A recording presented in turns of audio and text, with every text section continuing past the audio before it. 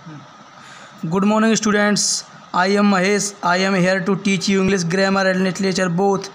Guys, today we will discuss the 8th class reader book, the first chapter, hymn. जैसा कि बच्चों यहाँ पर हम लोग रीडर जो आपकी बुक है, लिटरेचर की जो बुक है, लैंग्वेज की, उसमें जो पहली पोएम है हिम्न, इसे हम हिम्न पढ़ेंगे।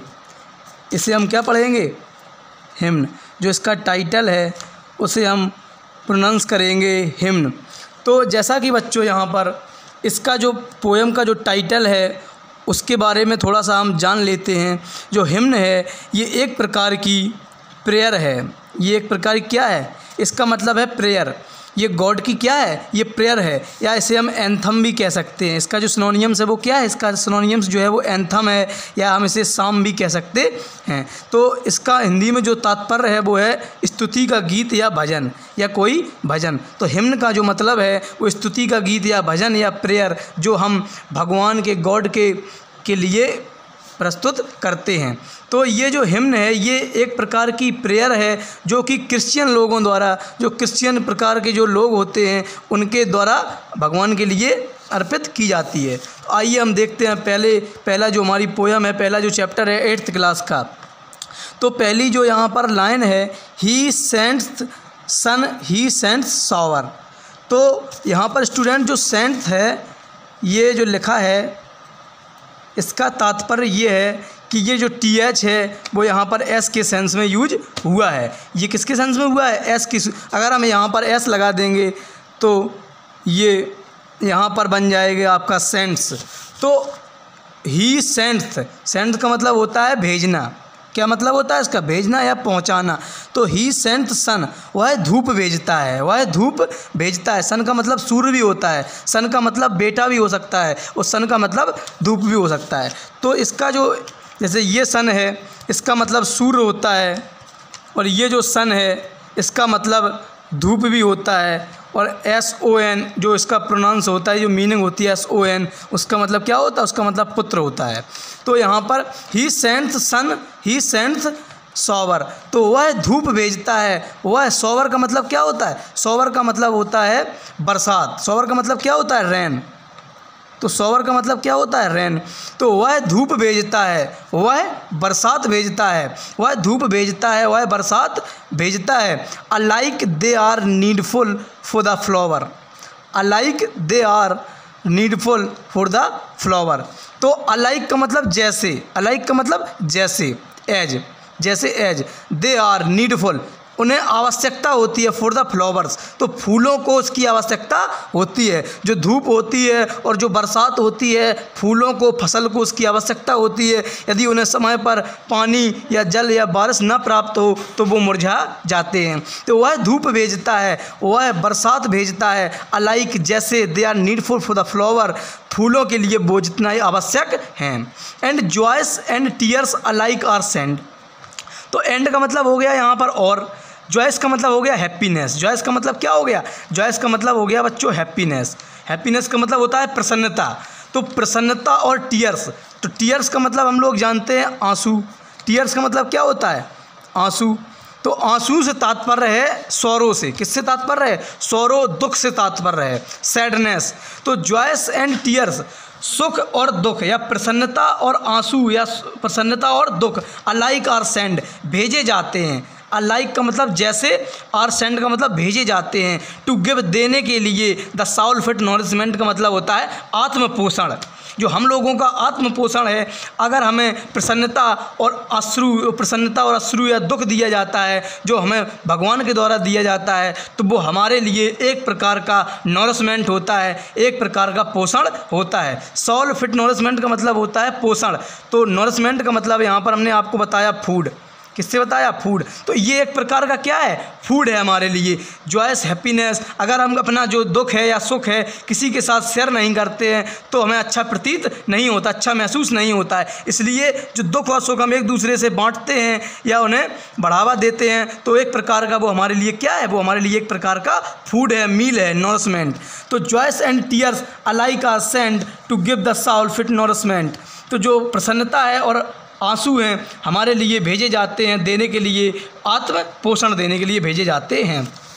एज कम्स टू मी और क्लाउड और सन। तो एज का मतलब जैसे, कम्स का मतलब मेरे पास है, कम्स का मतलब क्या है, मेरे पास है, कम्स टू मी का मतलब मेरे पास है, और क्लाउड्स या बादल या धूप, या बादल या धूप, और क्लाउड्स का मतलब क्या है, और का मतलब या, क्लाउड्स का मतलब बादल, और का मतलब या, सन का मतलब धूप। तो मेरे पास है या बादल है या धूप है।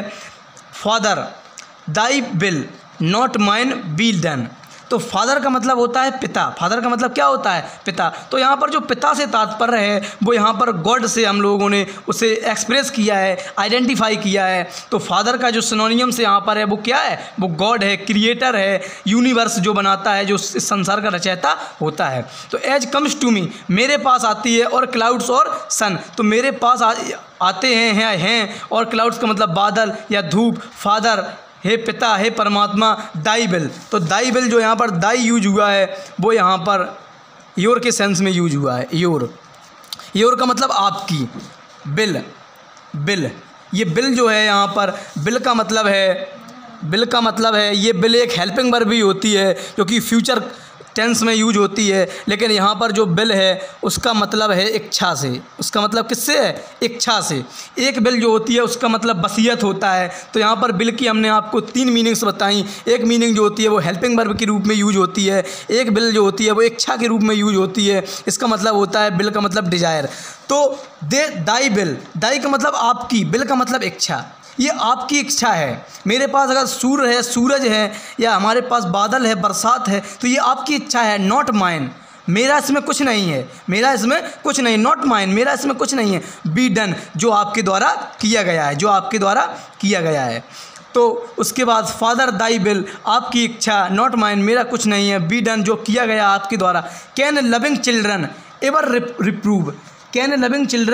Ever reprove with murmurs whom they trust and love. तो कैन का मतलब होता है सकता या शक्ति हो, जो वाक्य होते हैं उनमें कैन का यूज होता है। तो लविंग चिल्ड्रन का मतलब होता है प्यारे बच्चे, लविंग चिल्ड्रन का मतलब होता है प्यारे बच्चे। एवर का मतलब होता है हमेशा, और रिप्रूव का मतलब होता है कंप्लेन। रिप्रूव का मतलब क्या होता है, जैसे हम आपको रिप्रूव का मतलब यहाँ पर बताएं तो रिप्रूव का मतलब होता है स्कॉल्ड मीन्स होता है डांटना, तो स्कॉल्ड मीन्स क्या होता है, डांटना।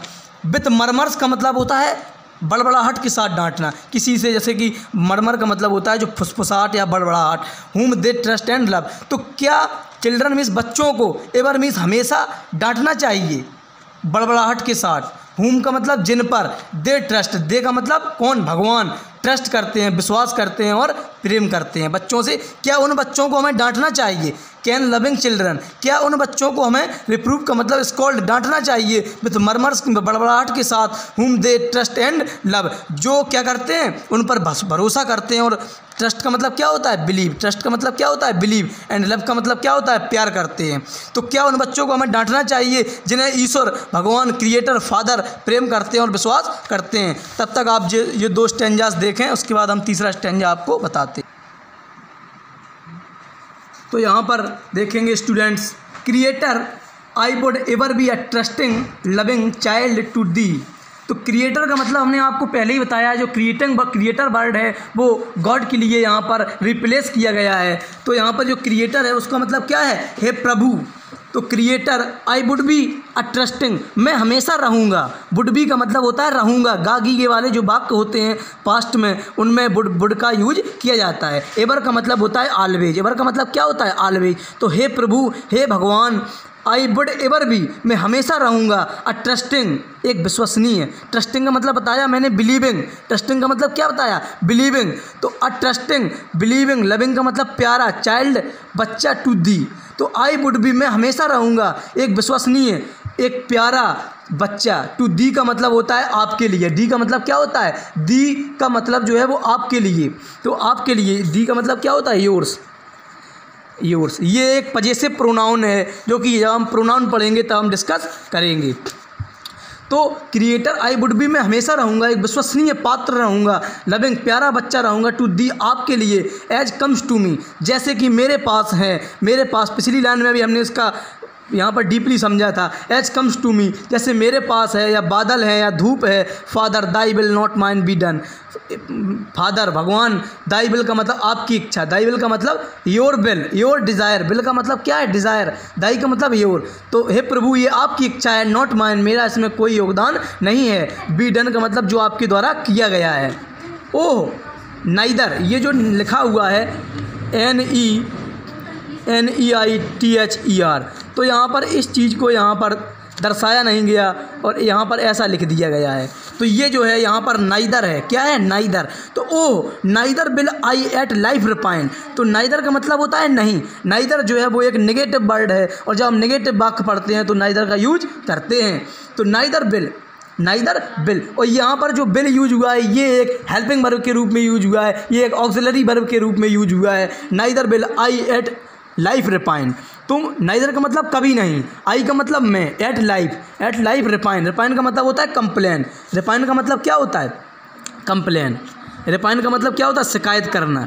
तो neither bill I at life refine, मैं कभी भी शिकायत नहीं करूँगा। एट लाइफ का मतलब जीवन में, मैं जीवन में आपसे कभी भी कोई भी शिकायत नहीं करूँगा, कोई भी शिकायत नहीं करूँगा। एनफ मीन्स पर्याप्त है, एनफ का मतलब क्या है सफिशिएंट, एनफ का मतलब क्या है सफिशिएंट, तो एनफ का मतलब है पर्याप्त है। दैट का मतलब जो, दैट एक कंजंक्शन है जो यहाँ पर यूज हुआ है दो वाक्यों को जोड़ने के लिए। एनफ का मतलब पर्याप्त है, दैट का मतलब जो, दो हेस्ट मेड इट माइन, जो आपने मुझे बनाया है।